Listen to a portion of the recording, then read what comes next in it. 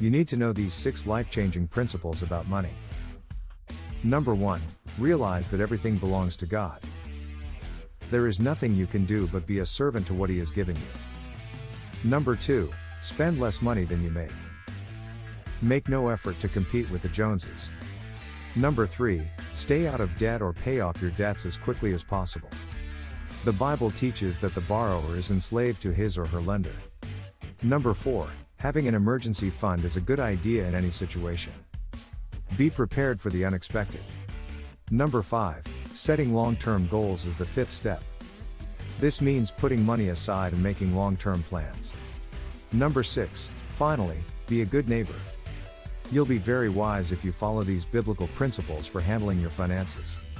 If you are considering real estate investing, click the link in the description to learn about the number 1 real estate investors group. We encourage you to educate yourself with the knowledge and always consult a professional.